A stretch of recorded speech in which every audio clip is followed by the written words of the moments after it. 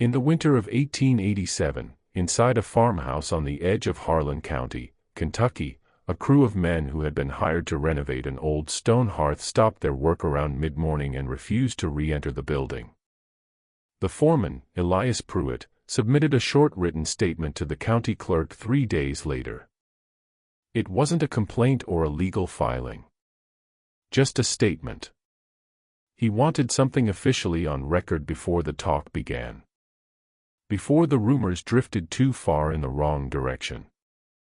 The statement described what the men had discovered behind the fireplace's back wall as they started removing the stones, one by one. A passage, so narrow that a full-grown man would have to turn sideways to get in. It descended at a shallow angle into the earth underneath the house. Pruitt's report noted 2 specific things that made his men refuse to continue. First, the passage had been sealed from the inside. Second, along the corridor's left wall, at about chest height, someone had carved a series of markings, not letters, not numbers, repeating at even intervals, as if someone were counting something. The county clerk stamped the document and put it in a folder. That folder was lost sometime in the following decade. The farmhouse changed owners 4 more times before anyone thought to ask why the fireplace's back wall had been rebuilt so poorly, and why the mortar used on that single section was 20 years newer than the rest. Before we continue with the story of the Harlan County farmhouse and the passage that was never meant to be found. If you've never been here before, welcome to Liturgy of Fear, where we dig into the darkest and most unsettling corners of American history. Subscribe so you never miss a story like this. Hit the notification bell, and tell us in the comments what state or city you're listening from tonight. The truth about what lay beneath that farmhouse didn't come out all at once. It arrived in pieces, the way most ugly things do. A document here, a name there, a detail that only made sense when placed beside 3 other details that no one had thought to connect. What follows is the story of a house, a hidden passage, and the human decisions that made both necessary. Decisions a family carried in complete silence for decades.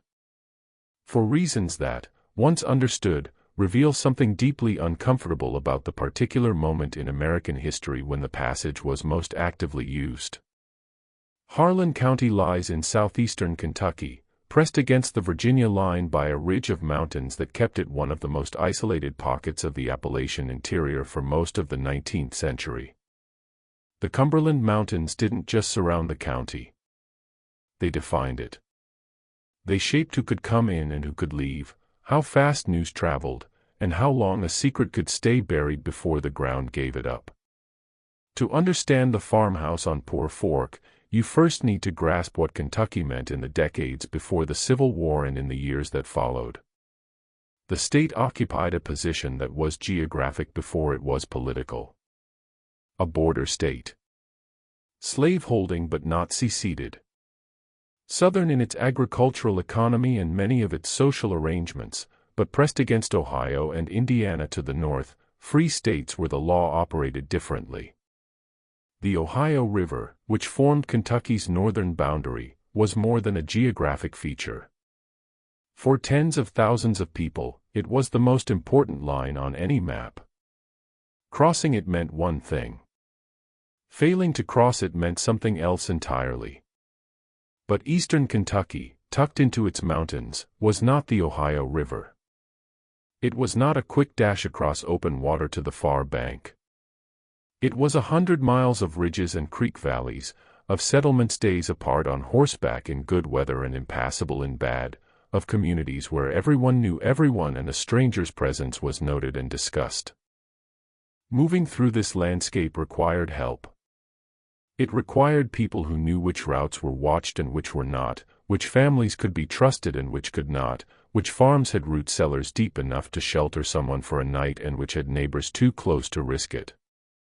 In the decades before the Civil War, one of those farms was the Cornett Place on Poor Fork. Harlan County in the 1840s was coal country in name only. The seams were there, dark and rich beneath the ridges, but the infrastructure to mine them at scale hadn't arrived yet. What the county had was farmland carved from hollows and creek bottoms, a scattering of small communities with names tied to family lines, Clover Fork, Cranks Creek, Yoakum Branch, and a population that had been there long enough to develop the particular insularity of people who have learned to solve their own problems quietly. There was a legal system. There were courts, sheriffs, county records. But the law as it operated in the mountain hollows wasn't always the same as the law in the statute books. Everyone understood this, and most people preferred it that way. The farmhouse itself was a log and stone construction common to the region. 2 main rooms on the ground floor, a sleeping loft above reached by a ladder, a root cellar dug into the hillside behind the kitchen, and a large central fireplace built from field stone that served as the house's primary heat source through the brutal Appalachian winters. The winters in Harlan County in the mid-19th century were serious things. Not the kind of cold that inconveniences, but the kind that kills livestock and splits wood left unattended on the porch, driving the temperature inside an unheated room below freezing by midnight. The fireplace wasn't decorative. It was the heart of the house in the most literal sense. And everything inside that building was arranged in relation to it. The farm had been established sometime in the early 1840s by a man named Absalom Cornett, who had come south from Letcher County with his wife, Margaret, and 2 younger brothers whose names appear in the deed records as co-signers but who vanished from the county's official record within 5 years of the property's establishment. There's no definitive explanation for the brothers' disappearance from the documentary record. They may have moved to other counties. They may have died. Whatever happened to them, they don't reappear in Harlan County records after 1847. And neither Absalom nor Margaret ever explained their absence to anyone who wrote it down. Absalom Cornett was not, by the surviving accounts, a remarkable man. He paid his taxes without dispute.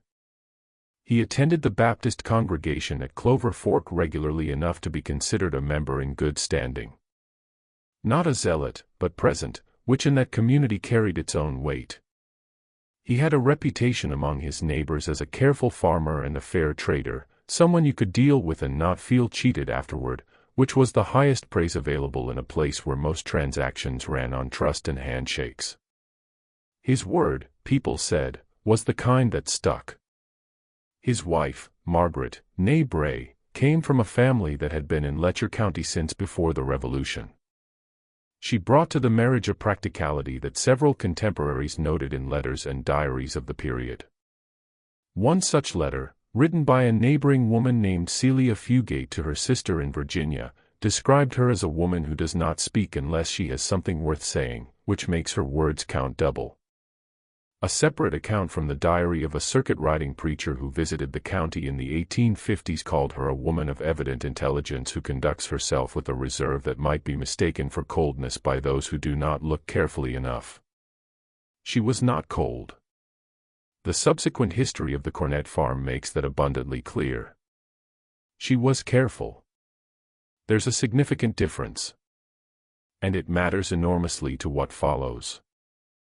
The couple had 3 children who survived to adulthood, a son named Hiram, born in 1844, and 2 daughters, Lavinia and Ruth, born in 1847 and 1851 respectively.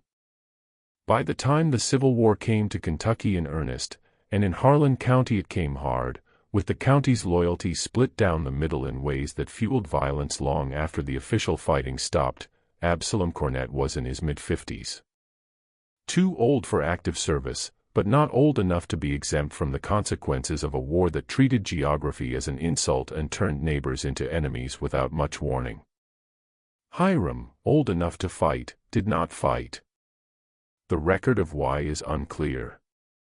There was a period of illness noted in a county medical ledger, a fever sometime in the winter of 1861 that seems to have kept him at the farm during the time when most young men his age were making their decisions about which uniform to put on. By the time the fever passed, the county's military situation had become complicated enough that a young man with a farm to manage and elderly parents to care for could, with some difficulty, stay where he was.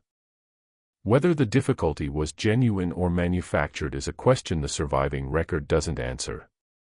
What the record does answer, or begins to answer, is what was happening at the Cornett farm during the war years, when the county became dangerous. The first documented mention of anything unusual at the Cornett farmhouse appears in a letter written in October 1863 by a Home Guard lieutenant named Josiah Hensley, who was responsible for monitoring movement along the Poor Fork corridor during a period of especially intense guerrilla activity. Hensley's letter, addressed to his commanding officer in Barberville, was a routine patrol report, dry, descriptive, written in the clipped style of a man who has learned to put on paper only what he cannot avoid. But buried in the middle of the third paragraph is an observation that doesn't fit the routine character of the rest of the report. The patrol had passed within a quarter-mile of the Cornett property on a cold, overcast morning and had seen smoke rising from the chimney at an hour when the household shouldn't yet have been awake, well before dawn. The letter specifies, not the tentative gray of earliest morning but the full dark of 2 or 3 in the morning, when even the most industrious farm family wouldn't have started its fire for the day. The smoke was rising steadily, not as from a fire just lit, but with the settled density of a blaze that had been going for some time. That detail would be unremarkable on its own.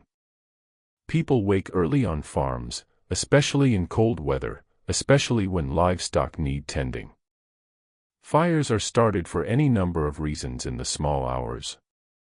And a man patrolling a creek valley in October 1863 had larger concerns than his neighbors' sleep schedules. But Hensley's letter continues. 2 of his men, who had paused to observe the property from the tree line, reported hearing sounds from inside the house that they described as muffled, as though someone were moving heavy objects across a stone floor. The sounds lasted about 20 minutes and then stopped entirely, with a completeness that one of the soldiers apparently found more unsettling than the sounds themselves. The way a forest goes quiet when something is moving through it. And the quiet feels like information. When the household stirred at a normal hour shortly after dawn, nothing appeared out of order. Absalom Cornett came out to tend his livestock at the usual time. His son Hiram split wood near the barn with the methodical regularity of a man who has been splitting wood on the same farm since childhood. There was no sign in the household's daytime behavior that anything had occurred during the night. The fire in the hearth, visible through the window when the door was briefly opened, was burning at the modest level appropriate to a household starting its morning, not the sustained high heat that weeks later Hensley would connect in a private letter to his wife with what he had seen rising from the chimney in the dark. Hensley noted the observation in his official letter, not because he thought it significant, but because he had been ordered to record anything that deviated from the expected pattern of daily life along his patrol route. The deviation was small. He filed it and moved on. What he didn't know, and what wouldn't become clear until decades later, was that the same observation, smoke before dawn, sounds of movement at night, the household resuming its ordinary routine as though nothing had interrupted it, was made on at least 6 separate occasions by at least 4 different people over the course of the war years and the years immediately following. The pattern was there, documented in letters, diaries, and account books scattered across the county's paper record, waiting for someone to read them all at once and recognize what they were describing. A woman named Dovie Napier, who lived half a mile downstream and occasionally came to the Cornett place to trade garden vegetables for milk and to visit with Margaret in the way neighboring women visited in isolated mountain communities, practically, purposefully, with news and conversation that served as the main conduit of information across the hollow, mentioned in a letter to her daughter that she had twice arrived at the farm very early in the morning and found signs that the fire had been burning through the night. A quantity of ash that didn't match a fire lit at dawn. A hearthstone still warm to the touch in a way that suggested hours of sustained heat rather than the modest morning blaze she could see at the time of her arrival. More tellingly, a layer of wood smoke smell in the main room that clung to the curtains and the rough-hewn furniture with a persistence that spoke of hours of burning, not minutes. Dovie Napier hadn't asked Margaret Cornett about this. She had noticed it, catalogued it in the private ledger that women of her time and place kept in their minds for information that might someday matter, and said nothing. I did not think it was my place to ask, she wrote to her daughter in a letter that the daughter apparently kept and that eventually found its way into the county historical records. And Margaret did not offer, and we went on talking about the garden and about Ruth's cough, which had been worrying her all month. A traveling Methodist preacher named Orville Tate recorded in his circuit diary under an entry dated March 1865 that he had spent a night at the Cornett farmhouse during a cold snap and had been disturbed from his sleep by sounds he couldn't identify. Not the ordinary settling of a log house in cold air, and not the sounds of animals shifting in the barn or the creak of a loft ladder, but something he described with apparent discomfort as a kind of rhythmic dragging, persistent, below the level of the floor. It had lasted, he estimated, the better part of an hour and then stopped as abruptly as it had begun, replaced by a silence that somehow felt different from the silence that had preceded it. Denser. More deliberate. He had said nothing about it to his hosts in the morning, he wrote, because he couldn't be certain it hadn't been a dream, and because the Cornetts were generous people who had given him supper and a warm place to sleep at no charge, and he didn't wish to seem ungrateful by implying that something in their house had disturbed his rest. But he had written it down. That was the thing about Orville Tate. He was a man who wrote things down, and the writing meant they survived. The last documented wartime observation came from a source that might seem unlikely, a Confederate irregular named Wade Sizemore, who was captured near Clover Fork in the summer of 1864. During his subsequent interrogation by Home Guard officers, he made a reference to the Cornett farm that the interrogating officer noted but did not follow up on. Sizemore had been moving through the county gathering intelligence about Union sympathizers and their activities, and in the course of that work, he had developed a conviction that the farm on Poor Fork was being used for something beyond ordinary farming. He couldn't specify what. He had observed lights moving at odd hours. He had, on one occasion, heard voices, low, brief, quickly hushed, from inside the farmhouse at a time when he had counted the household members visible through the window and found the number too low to account for everyone who must be inside.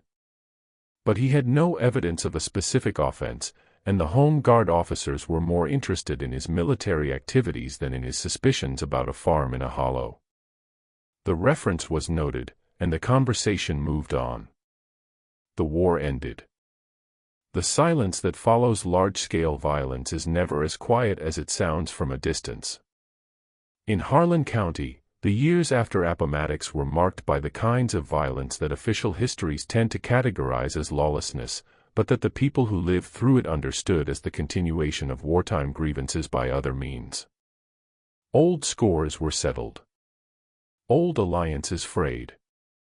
And the men who had fought on different sides found themselves neighbors again.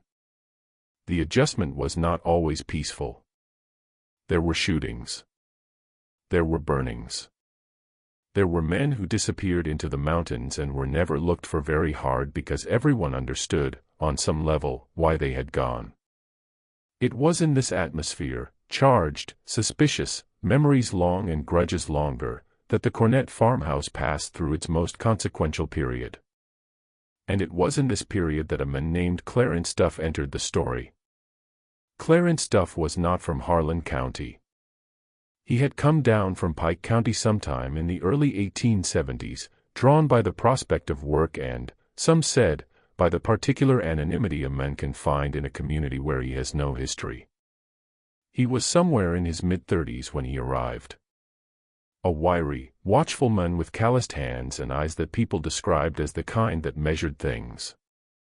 He had a trade, stonemason and competent carpenter, which made him immediately useful in a county that had been neglected during the war years and was working through a backlog of repairs that peacetime hadn't yet resolved. He rented a room from a widow named Sally Gentry in the settlement at Clover Fork, kept to himself in the way strangers do when they're trying to build a reputation for reliability rather than sociability, and found work quickly. His manner wasn't unfriendly. People who dealt with him on work matters found him capable and honest. He gave you what he said he would give you in the time he said it would take, and he didn't pad his accounts. But there was something about him that prevented easy intimacy. A quality of held-backness that some found merely reserved and others found evasive, depending on their disposition and their particular antenna for the distance some men carry. He attended church irregularly. He didn't drink, which in the 1870s was unusual enough to be noted. He had no visible connections to anyone in the county before his arrival. And in the years he spent there, he formed no close friendships that anyone could identify.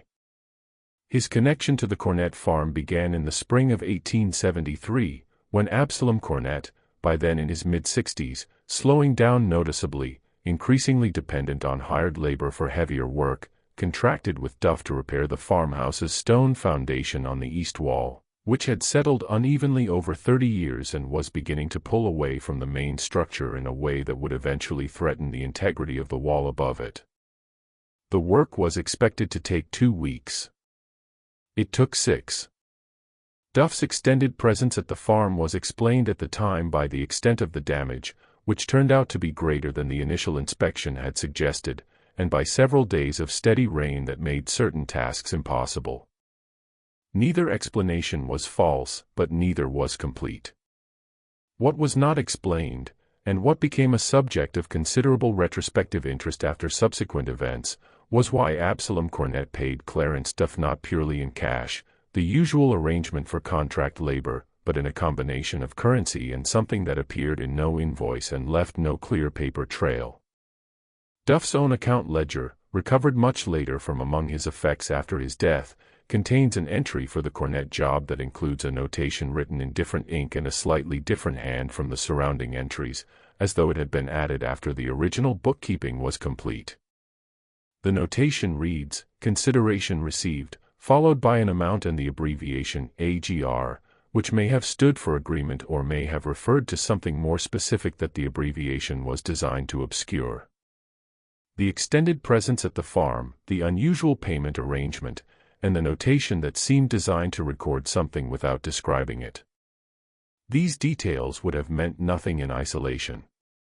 Men were paid in unusual ways for unusual work all the time in a county where cash wasn't always abundant and neighbors settled debts in kind.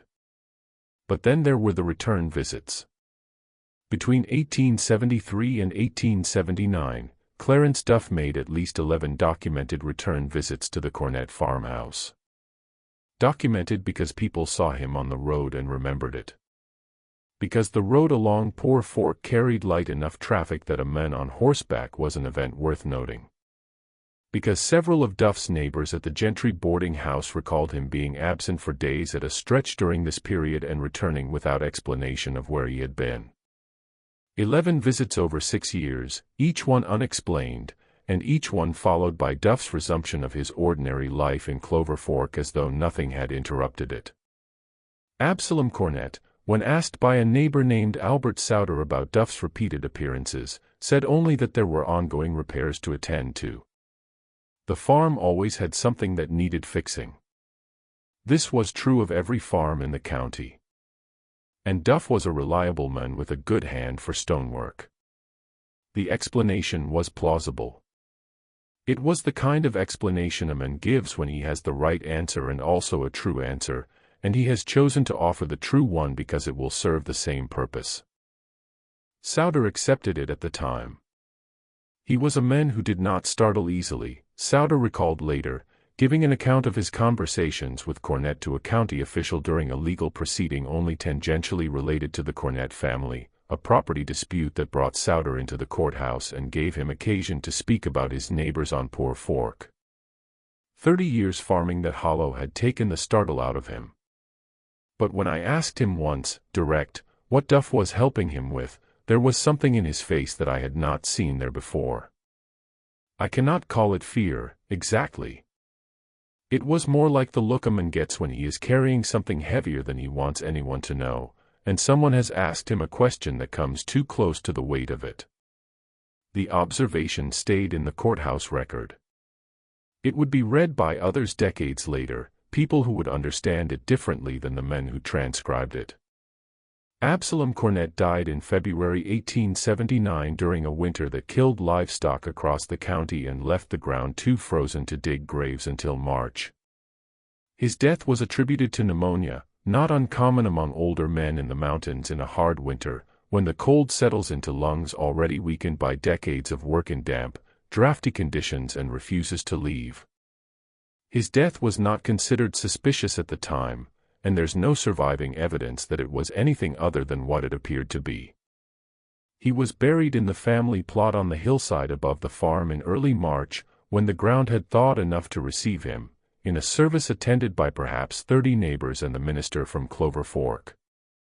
Margaret outlived him by 7 years, remaining at the farm with Hiram, who had never left home and who managed the agricultural work while his mother continued to manage what she had always managed, the household, the relationships, the invisible infrastructure of trust and obligation that held the family's particular position in the community together. When Margaret died in 1886, the farm passed to Hiram, who was by then in his early 40s. A taciturn man who had spent most of his adult life working the same land his father had cleared, and who seemed, to those who knew him, to approach the inheritance with something more complicated than simple grief. Something that looked, to the more perceptive of his neighbors, like the expression of a man who has accepted a burden he did not fully choose and does not know yet whether he will be strong enough to carry it the way it needs to be carried. It was Hiram Cornett who hired Elias Pruitt and his crew in the winter of 1887, and it was Hiram Cornett who gave Pruitt what appeared to be a straightforward assignment: repair and repoint the farmhouse's main fireplace, which had developed cracks in its mortar after 2 hard freezes in succession. The kind of cracking that spreads from season to season if not addressed and will eventually compromise the entire structure.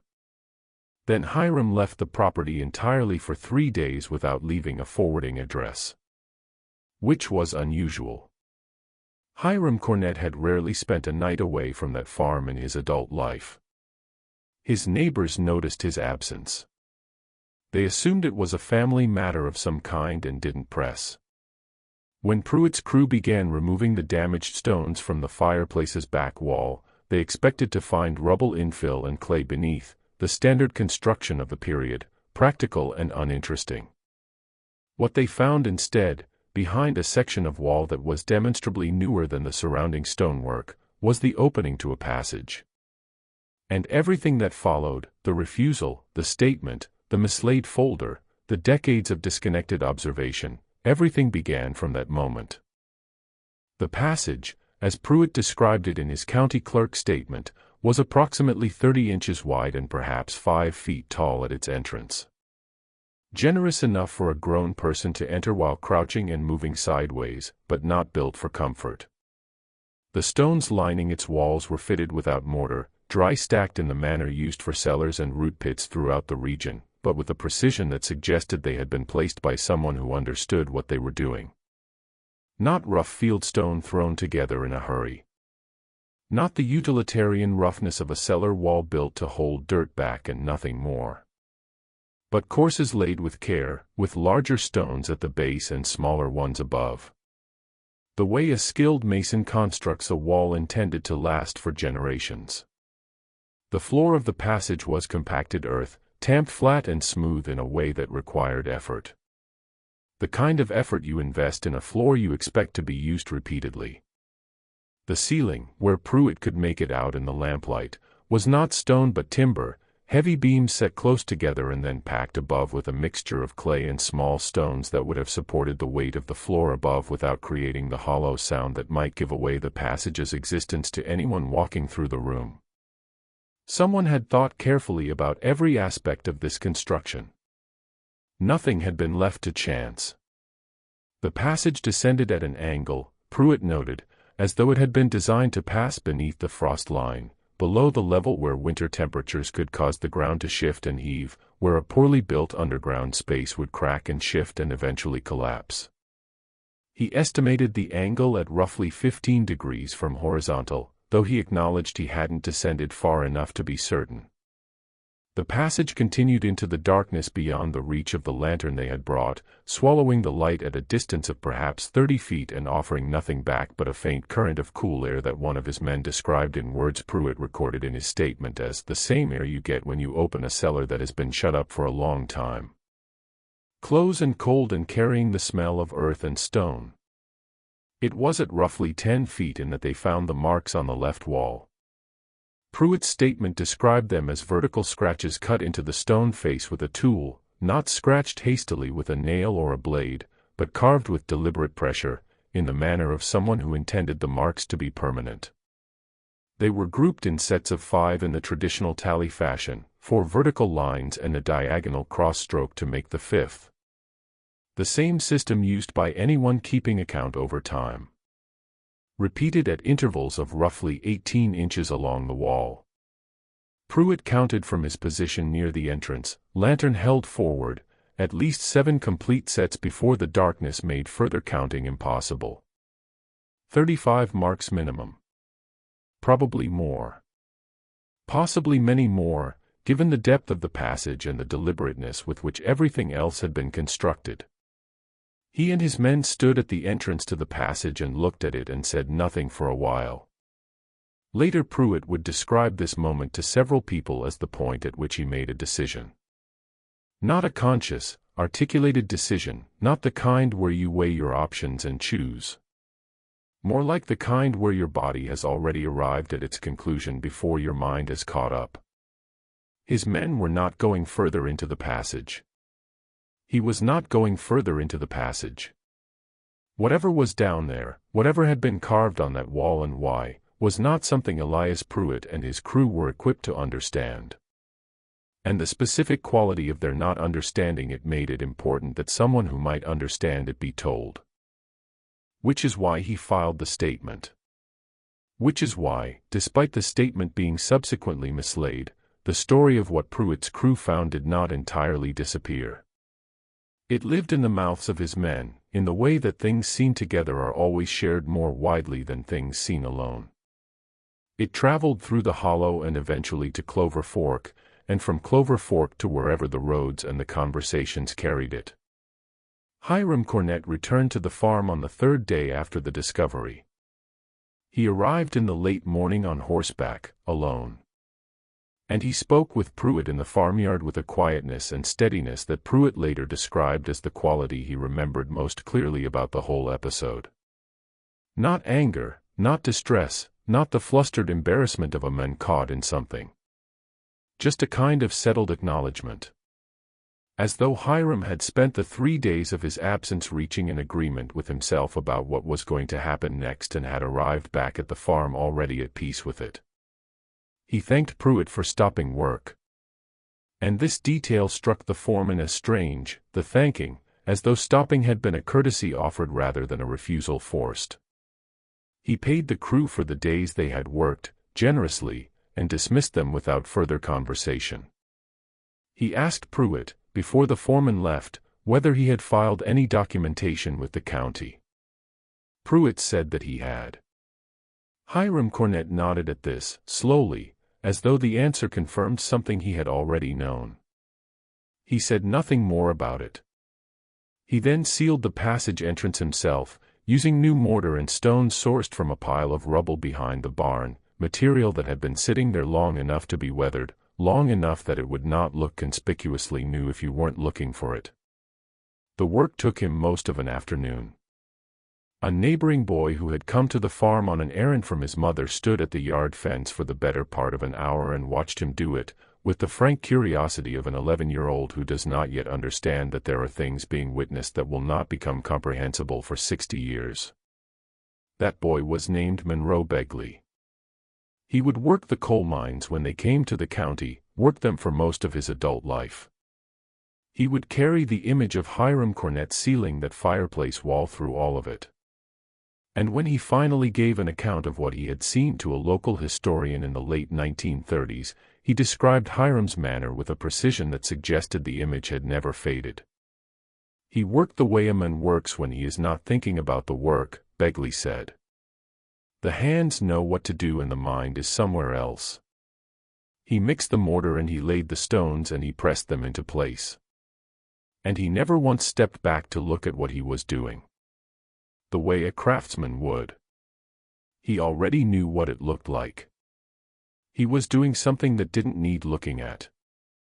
He was finishing something.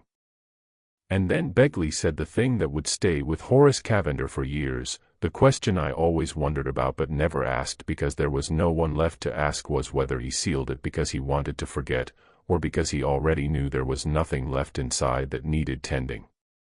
Nothing left inside that needed tending. The phrase carried weight in a way that Begley may not have fully intended. Because to say that nothing needed tending was to imply that something had needed tending before. That the passage had not simply been a construction, an artifact, a piece of hidden architecture. That it had been an active thing, a living thing, in a sense. Something that required maintenance and attention and care over time. Something that people had used and returned to and used again. What had been done in that passage? What had been counted on that wall? The answers were not going to come easily. And they were not going to come from the passage itself. Hiram had seen to that. They were going to have to come from somewhere else. From paper, from memory, from the particular willingness to sit with partial information long enough for the parts to arrange themselves into something coherent. They began to come slowly. First, from a physician named Dr. Samuel Reardon. Dr. Samuel Reardon arrived in Harlan County in 1891, 4 years after Pruitt's discovery. He had been hired by a mining company, one of several organizations then beginning the process of consolidating land and mineral rights in preparation for large-scale coal extraction, to conduct a survey of general health conditions in several Harlan County communities. The coal operators had learned from experience in other mining regions that the health of the local population had direct implications for their ability to recruit and retain a labor force. They wanted to know what they were working with before they committed resources. Dr. Reardon was thorough, methodical, and possessed of the particular gift that distinguishes good physicians from merely competent ones, the ability to listen to what people tell him and hear beneath the words what they are not quite saying. He had a manner that people described as non-threatening. Not warm, exactly, not the bedside warmth that some physicians deploy as a professional tool, but a quality of genuine attention that made people feel that what they said mattered to him, would be remembered, would be handled with respect. In a community where outsiders were viewed with deep suspicion, this was not a small thing. In the course of his survey, Dr. Reardon interviewed dozens of residents across the county, recording their accounts of past illnesses, injuries, and deaths in their communities with a systematic completeness that most rural counties had never previously attempted. He asked about epidemics, about infant mortality, about the kinds of chronic conditions that mountain life produced in people who worked outdoors in all weather for decades. He asked about diet and water and the particular diseases that followed mining operations when they came to a region. He was building a picture, and he needed data. It was in this capacity that he first encountered, in a conversation with an elderly woman named Priscilla Bolin, a piece of the Cornett story that had never been committed to official record. Priscilla Bolin was in her late 60s when Dr. Reardon visited her, which put her birth date in the 1820s. Old enough to have adult memories of the antebellum period. Old enough to have lived through the war as a woman who understood what she was watching. She had been born in the county, had lived her entire life within 5 miles of Poor Fork, had known every family along the creek bottom for 60 years. When she decided to tell Dr. Reardon what she knew, she did not approach the subject indirectly or frame it as a memory or a rumor. She told him she had something to say that she had not said in many years, and she said it. During the war period and in the years before it, she told him, the Cornett farm had been known among a certain group of people. She was careful about how she described this group, using the phrase, people who had reason to move carefully, with a deliberateness that Dr. Reardon noted in his transcription, as a place where assistance could be obtained. She did not initially specify the nature of the assistance. She said that she had known of at least 3 individuals who had come to the Cornett farm under specific circumstances and had not been seen again in the county afterward. She said that in some cases, this was the intended outcome, and the families of those individuals understood this and were grateful for it. In other cases, she was less certain of the outcome, and that uncertainty had stayed with her across the decades since. Dr. Reardon asked her directly, what kind of assistance? She was quiet for a moment. Then she said that during the 1850s and into the war years, a person could sometimes need to move through the Kentucky mountains in ways that the law would not permit and that the wrong neighbors would not tolerate. That the Cornett farm was a place where such movement was made possible for a period of years by people who had decided that certain things mattered more than the legal arrangements of the time. That she had known this and had kept it and had been keeping it for 30 years. Dr. Reardon recorded this account in his survey notes. He was careful and precise in his transcription, preserving her exact words where he could and paraphrasing closely where he could not. He did not, at that point, connect it to any specific physical feature of the Cornett farm. He had not heard of Elias Pruitt's discovery 4 years earlier. He noted the account as an example of the wartime social networks that had existed throughout eastern Kentucky, networks that had moved information, goods, and people under difficult and dangerous conditions, and added a brief editorial observation that the isolation of the mountain hollows had made such networks simultaneously more necessary and more sustainable than they might have been in more accessible terrain. He filed the survey with the mining company. The survey was filed in the company's records. The records were never returned to the county. But Dr. Reardon had kept his own copy of the notes. The second major piece of the puzzle came from Clarence Duff himself, or rather from what remained of his papers when he died in 1894, alone in a boarding house in Pineville. Duff had never married, never acquired property of any significance. He had spent his final years in declining health, working occasional masonry jobs that were increasingly beyond his physical capacity, but accepting charity with the particular quiet dignity of a man who has spent a lifetime being self-sufficient and finds dependence a more difficult adjustment than illness. He died without family, without friends in any conventional sense, without anyone to sort through his belongings and decide what mattered.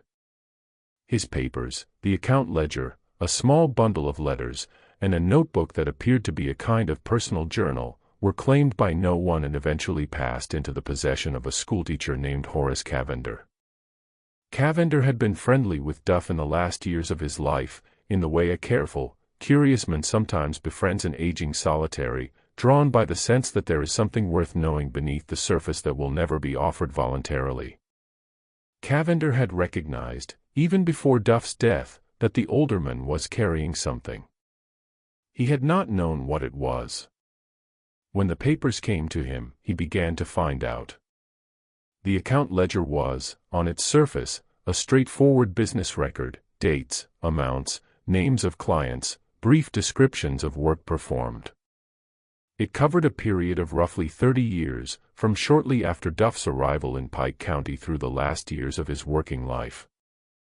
It was the kind of document that a careful, methodical man produces over a lifetime and that contains, if you read it closely enough, the shape of an entire existence in its entries and its omissions.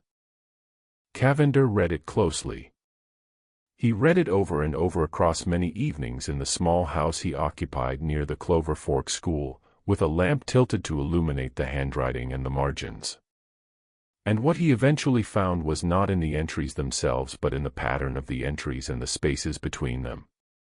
The pattern of Clarence Duff's work life, reconstructed from the ledger, showed a man who took on jobs, completed them, and moved on.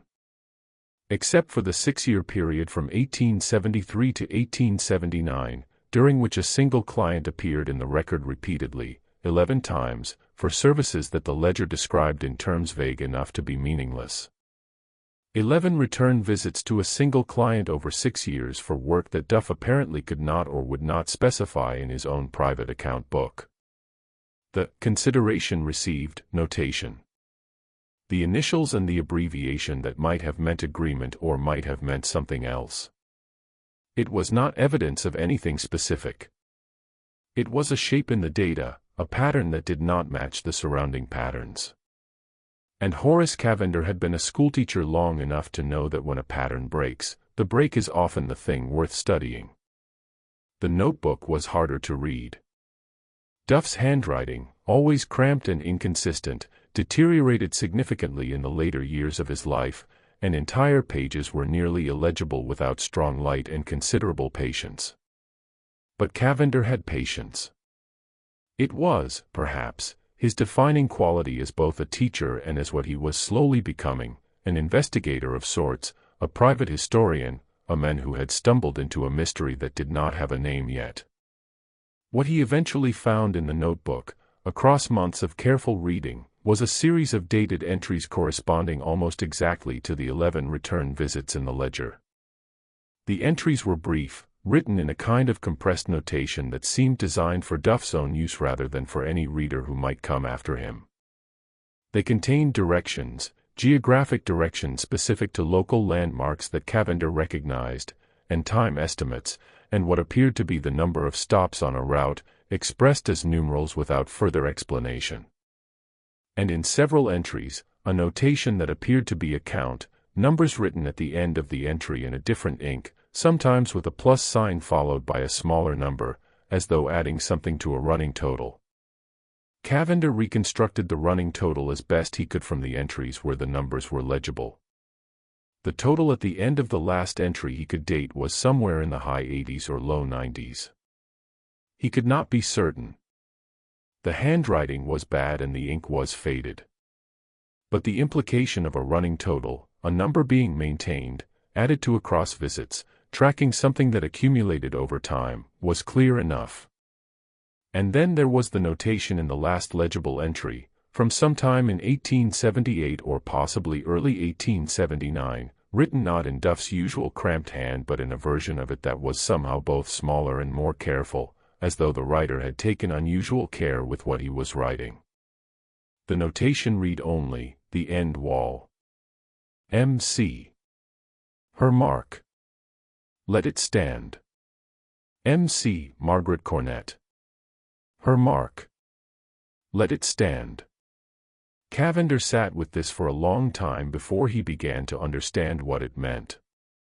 And just when he thought the picture was complete, just when the ledger and the notebook and Dr. Reardon's survey notes and Priscilla Boland's account had assembled themselves into something coherent, he encountered a document that forced him to revise almost everything. A letter misfiled among county tax records from the late 1870s. Written in the careful, precise cursive of a woman who had learned to write in an era when female literacy was not universal and was therefore something she had worked for. Written in October 1877. Addressed to a person identified only by initials, two initials, first and last, that Cavender spent weeks trying to match to any name in the county's records without success. Postmarked from a town in Ohio that Cavender recognized as sitting on the northern bank of the Ohio River directly across from the Kentucky shore. The letter made clear something that overturned Cavender's chronology entirely. The passage had not been built in 1873, as Duff's notebook implied. Duff had extended something that already existed. The original construction was older, significantly older. And the marks on the wall, the tally marks that Elias Pruitt had assumed were a laborer's rough record, had not begun during the Reconstruction era but during the war itself. No, earlier than that. The count that we began in the old cellar, Margaret Cornett wrote in the measured prose of a woman choosing every word with care, was moved to the lower passage when the lower passage was made and continues there now, kept in the same fashion by the same hand as it was from the beginning. There are those who would call such keeping a vanity. I call it what it is, the only monument that was possible and the only one that was wanted. The only monument that was possible and the only one that was wanted. Cavender read the sentence 3 times before he reached for his pen. The woman who could explain it was named Hattie Farler. She was in her late 80s when Cavender found her, or rather, when she found him, having heard through the communication network of an isolated mountain community that someone was asking questions about the Cornet place, about the passage and the Marks and Clarence Duff's return visits. She sent word through an intermediary that she would speak with him. He rode 12 miles through a December cold that turned his breath to vapor in front of his face and made the road slick in the shaded sections where the sun hadn't reached since autumn. She lived at the head of a creek called Martin's Fork, in a small house that had the settled, organic quality of a building that has never been separated from the person who occupies it. The house smelled of wood smoke and dried herbs and the particular mineral smell of stone walls in cold weather. She was seated close to the fire when he arrived, wrapped in a quilt, with the stillness of a very old person who has learned to conserve energy the way a fire conserves itself in a low burn, contained, steady, nothing wasted. She did not ask him what he knew. She asked him what he thought he knew. And then she listened to his account with an expression that shifted once, slightly, when he mentioned the count in Duff's notebook, and then settled back into a composure that he read as the expression of a woman who has been deciding for many years whether to have this conversation and has finally decided. "You have most of it," she said. "Not all of it. The part you are missing is the beginning." The beginning, she told him, was not Clarence Duff. And it was not 1873. And it was not even the Civil War. The beginning was Margaret Cornet. And it was the late 1840s. And it was a decision that Margaret had made before the farmhouse on Poor Fork was more than a few years old. Margaret Bray had grown up in Letcher County in a family that straddled the particular moral geography of eastern Kentucky in the antebellum period. Not slaveholders themselves. Not poor enough to be entirely outside the slave economy, but connected by geography and trade to both the institution and to the complex of people who opposed it. She had grown up knowing that certain things were done. Rather, she had grown up knowing that certain people moved through the mountains in ways that required assistance, and that the assistance was given by those who were willing to give it at personal risk and without public acknowledgement. When she married Absalom Cornet and moved to the Poor Fork farm in the early 1840s, she arrived with an understanding of what the farm's location made possible and a very clear intention about what she was going to do with that possibility. Absalom was not, she later told Hattie, unwilling. But he was not the originator. The operation, and it is appropriate to use that word because it had the organization and the sustained deliberateness of an operation rather than an impulse, was Margaret's conception, Margaret's planning, and Margaret's maintenance across the years that followed. The root cellar behind the kitchen had been the first hiding place. It was already there when they arrived. Standard construction, unremarkable. Margaret had assessed it within the first season on the farm and had seen in it what a person with her particular state of mind sees in such spaces, not storage, but possibility.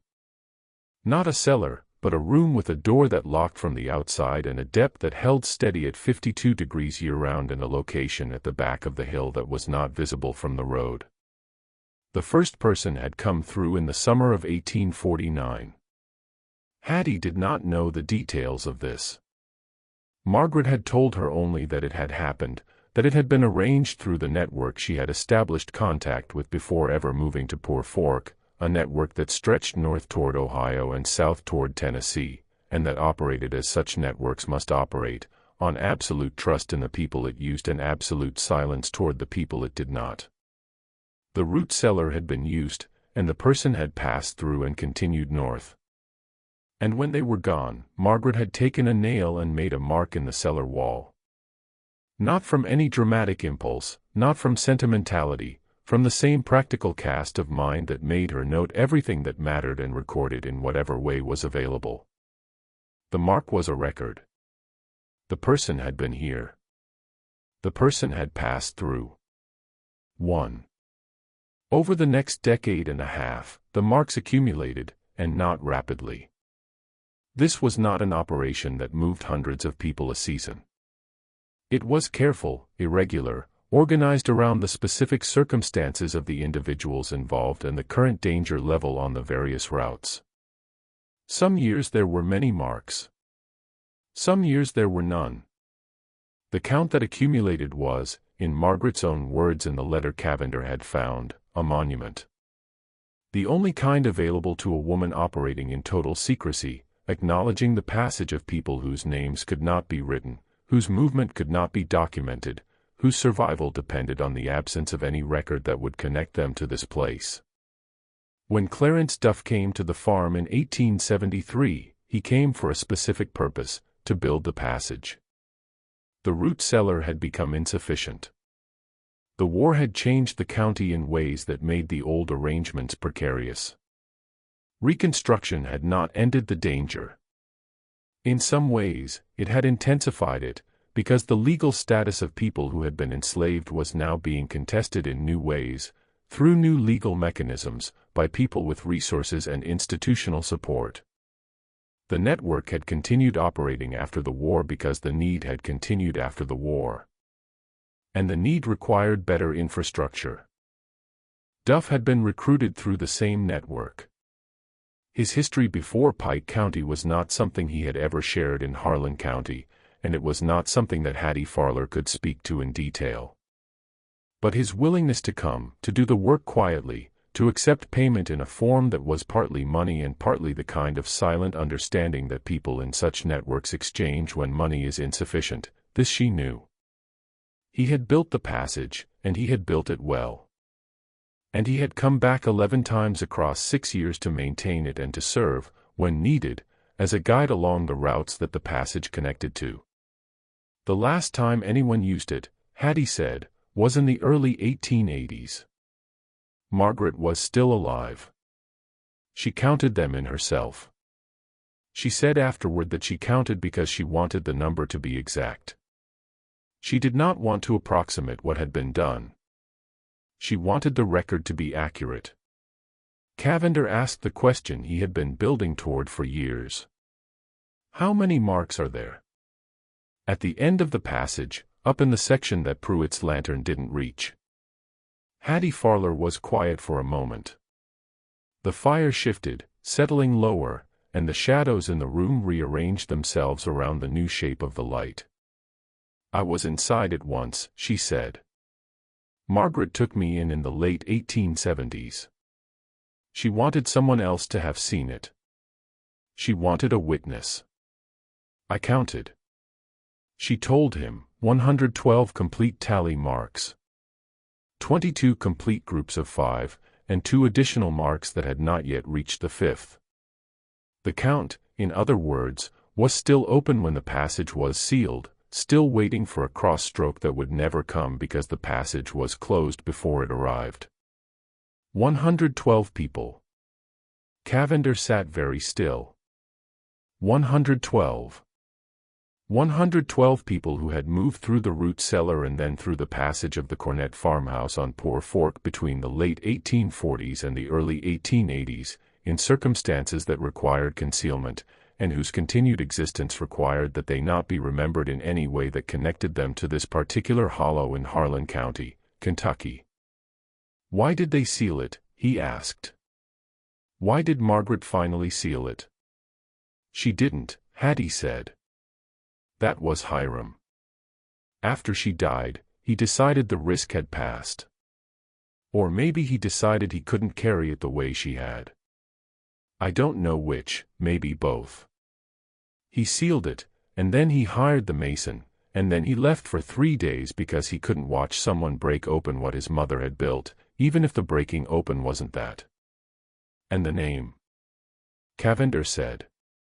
Duff's notebook had mentioned a name carved at the end of the passage, a mark different from the others. Hattie looked at him for a long moment. Then she described it.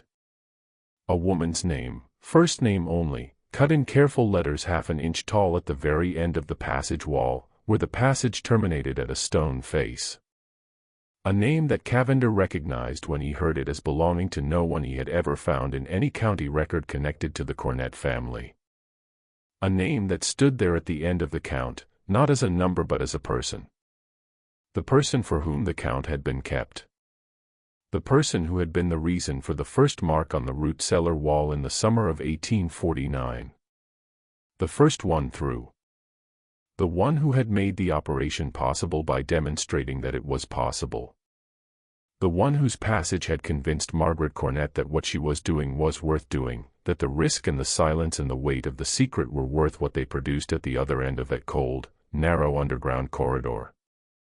Cavender did not ask Hattie to repeat the name. He had heard it clearly the first time. And as he prepared to leave, mounting his horse in the December cold with his notes inside his coat where the wind could not reach them, he made a decision that he would maintain for the rest of his life. The name would not go into his record. It had stayed private for 60 years because the people who knew it had decided it should be private. He was not in a position to override that decision. Some things belong to the people who made them, and the archivist's job is not always to surface everything. No.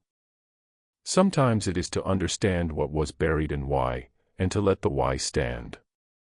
Horace Cavender never published anything about the Cornett farmhouse. The notes survived because he gave them, on his death in the early 1920s, to a nephew with a brief written instruction: "These belong in an institution that will handle them carefully, and I leave it to you to find one." The nephew, a practical man who did not share his uncle's antiquarian inclinations but respected them, took the instruction seriously. The notes passed through several custodians over the following years and eventually came to rest in a small local archive in Harlan County sometime in the mid-20th century, catalogued under a heading that did not mention the Cornett family by name. By then, the farmhouse itself was gone. The coal industry had come to Poor Fork and had reshaped the landscape so completely that the ground where the farmhouse had stood was unrecognizable, regraded, rerouted, incorporated into the infrastructure of extraction that had been the county's economic future since before anyone living there had been born. The passage was gone. The root cellar was gone. The fireplace, the stone walls, the compacted earth floor of the corridor, the timber ceiling beams, the marks, all of it was gone. What remained was paper. Elias Pruitt's statement to the county clerk, eventually recovered from the county records, not mislaid in any malicious sense, but buried in a collection of 1880s documents bundled together under a label too vague to be useful, found by a researcher who was looking for something else entirely and recognized, in the brief, precise language of Pruitt's account, the quality of a man who had understood even in the moment of discovery that he was documenting something that mattered. Dr. Reardon's survey notes, or at least the copy he had kept for himself, which eventually made their way into a state archive in Frankfurt, where they were catalogued as a public health document and almost never consulted. Priscilla Boland's account, existing only in Reardon's transcription, her actual voice long gone. Duff's account ledger and notebook, the handwriting faded to near illegibility in many sections, preserved almost entirely by Cavender's careful transcription of the most important passages. And Cavender's own notes, the reconstruction, the reasoning, the months of patient connection-making that had assembled the individual pieces into something approaching a complete picture. The letter in Margaret Cornett's hand from October 1877, the one that had been misfiled among tax records and that had rewritten Cavender's chronology, cannot now be located. Whether it was removed deliberately, whether it was lost in one of the moves the archive collection underwent over the decades, whether it was destroyed, no one knows. Cavender's transcription of the key passages from it is the only evidence that it existed. Hiram Cornett died in 1903, the last of Absalom and Margaret's children to survive. He had never married. He had farmed the Poor Fork land until the mining companies began buying up mineral rights in the county, and then he had sold, and then he had moved to a town further up the county and lived out his final years in a boarding house, not entirely unlike the one where Clarence Duff had died 9 years earlier. He left no papers. If he kept a journal or wrote letters that contained anything about what he knew, those documents have not been found. He was buried in the same hillside plot as his parents, in the years before the coal operations reached that section of the hollow and changed everything around the graves without disturbing the graves themselves. The count was 112, as Hattie Farler had told Cavender.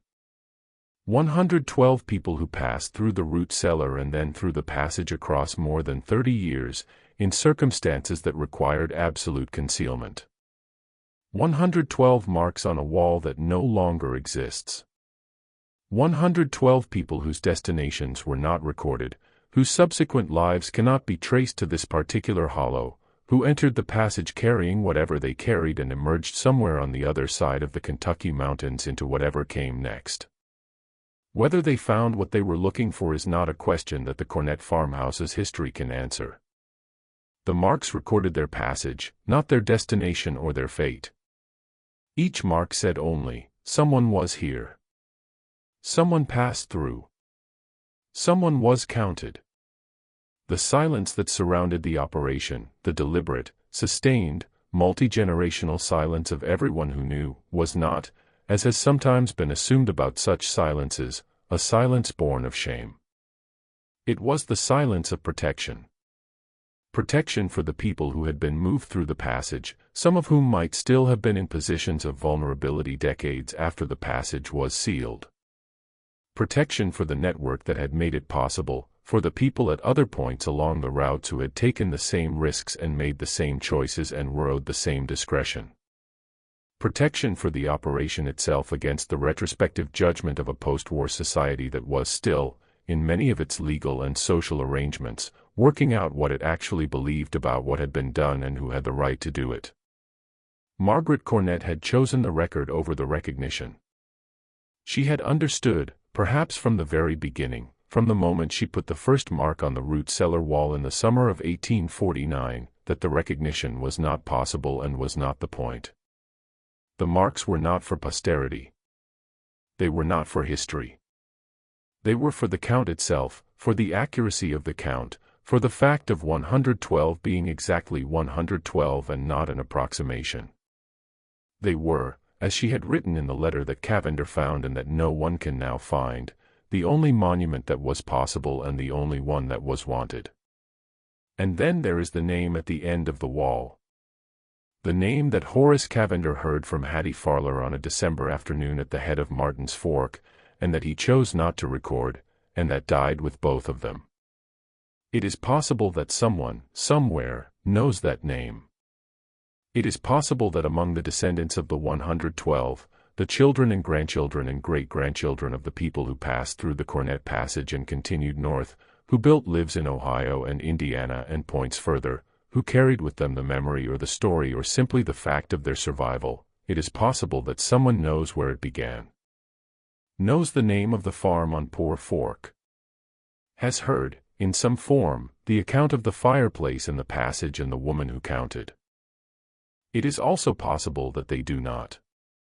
And that the connection between that first mark in 1849 and everything that followed it was severed precisely as intended, completely, cleanly, with nothing trailing behind to endanger anyone. What do you think of this story? Do you believe everything about the Cornett farmhouse has been uncovered? Or do you think there are layers that still haven't come to light? Do you think Margaret Cornett made the right choice, giving up recognition for safety?